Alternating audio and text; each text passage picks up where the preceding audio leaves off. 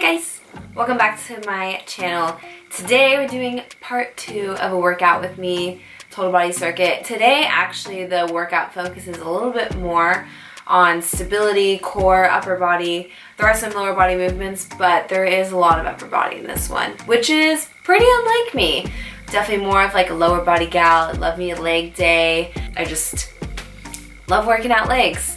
Upper body and abs? Nah. And I complain about not having abs and not having bigger arms. So yeah, that sounds about right. So today I'm gonna be walking you guys through this, I hate to say it, killer upper body stability and core workout that I did. Now it could be killer because I don't really do days like this, but I legit think that these movements together were good. Not gonna waste too much time, we're gonna get right into it. If you guys like this video, don't forget to give it a thumbs up, comment what you like about it if you want to see more of these videos, and don't forget to subscribe too, and let's get into it. Just like in the last video, every set of exercises we do is going to be 3 sets, 12 to 15 reps each. So this is not going to be per se a strength focused workout. This is supposed to get your heart rate up somewhat. You should definitely be breaking a sweat, and dare I say it, you may even see a pump.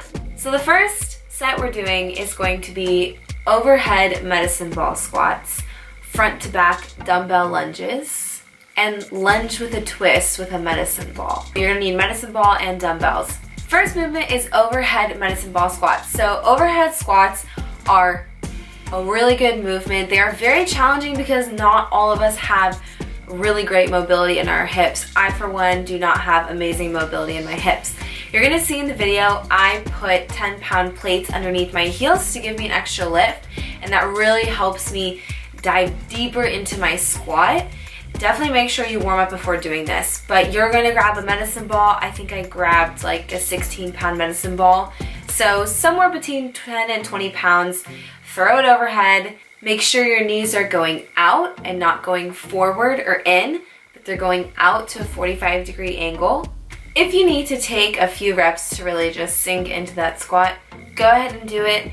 The overhead squats are really good for stability. They're actually very good for your core. And if you pick a heavy enough weight, your shoulders will burn. After 12 to 15 reps of those overhead squats, you're going to move into back to front, front to back lunges. Pick a moderate weight because if it gets too heavy, the fluid motion does become difficult.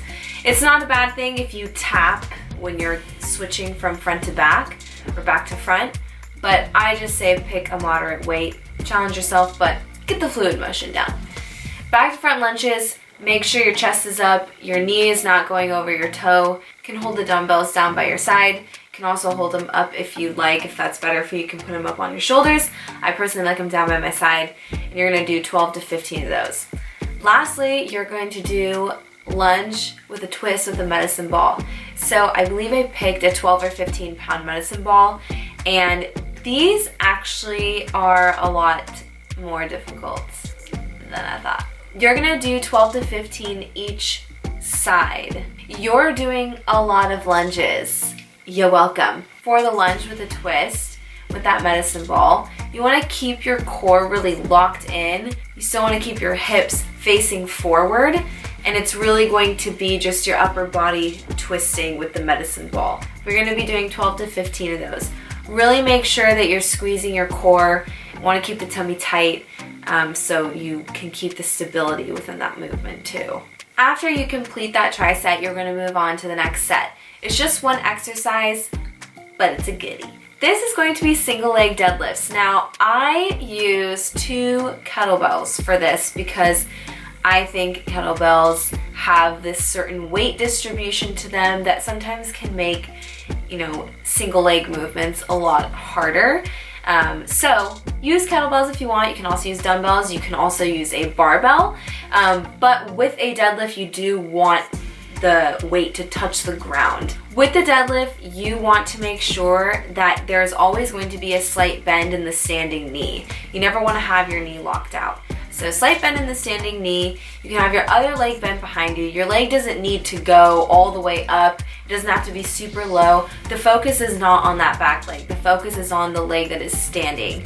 Make sure the weights come down and touch the ground. Make sure you keep your back straight. You don't want to hunch over. You don't want to overarch to where you're looking up. Keep your neck neutral so you're just following your gaze up and down. And that single leg deadlift, 12 to 15 on each side, it burns. Y'all, it burns, but it burns so good. I love me a hamstring burn. If you love yourself a hamstring burn, put it in the comments because I'm with you on that. Once you're done with the single leg deadlift, then you're gonna move on. The next two supersets are gonna involve both push and press movements, which, yes, the pump shall come. Your first superset is going to be Spiderman push-ups and bicep curl to shoulder press. Spiderman push-ups are pretty much just like a regular push-up. However, one of your legs is going to come forward to where your knee almost can touch your elbow. So if you can't do a push-up, that's totally fine.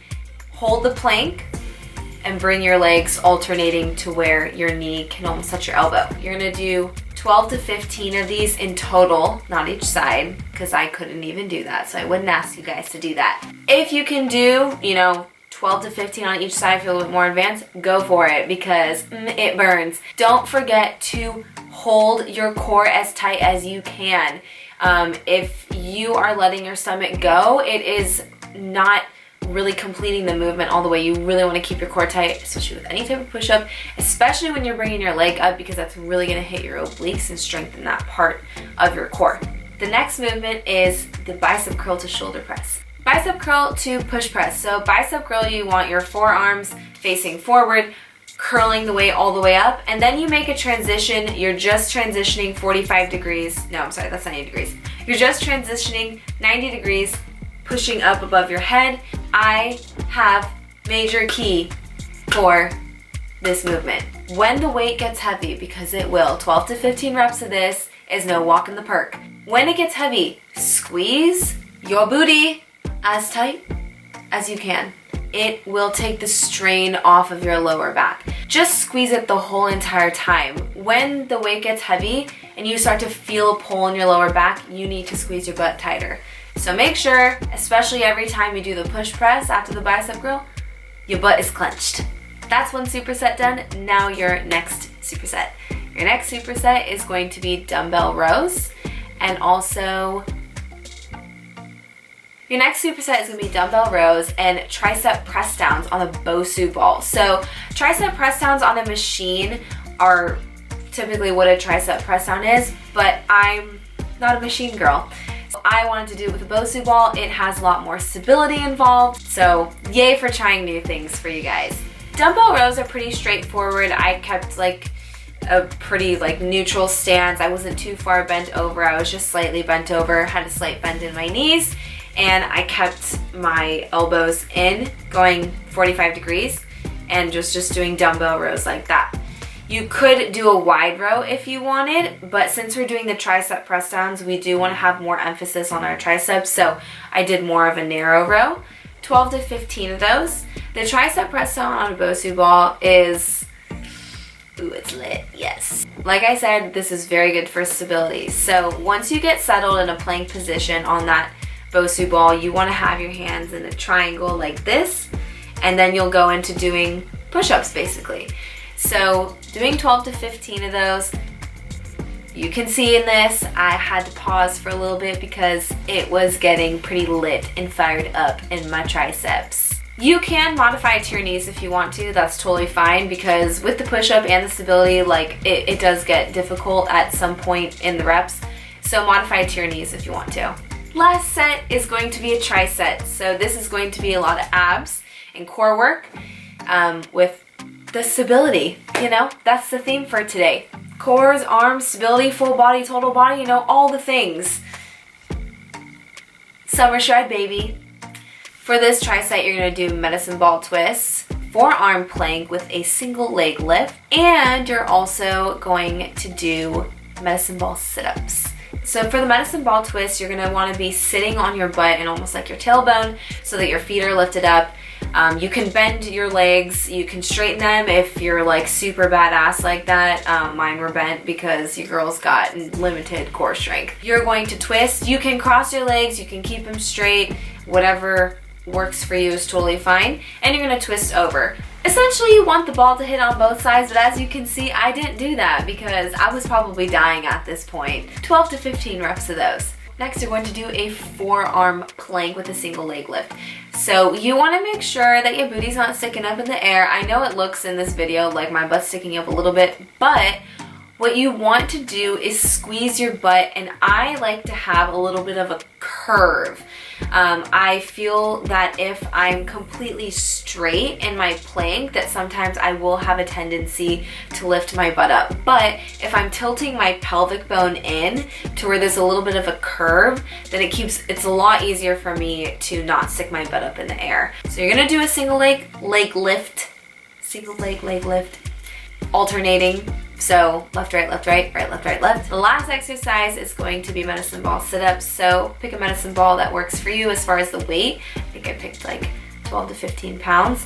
I do recommend having someone hold your feet or putting a weight on your feet so that you can definitely get like more of a full range of motion. I work out alone. I was working out alone, so I didn't have anyone, but that's how it be sometimes. But you're gonna do 12 to 15 of those. There you guys have it. That is part 2 of Workout With Me Total Body Training.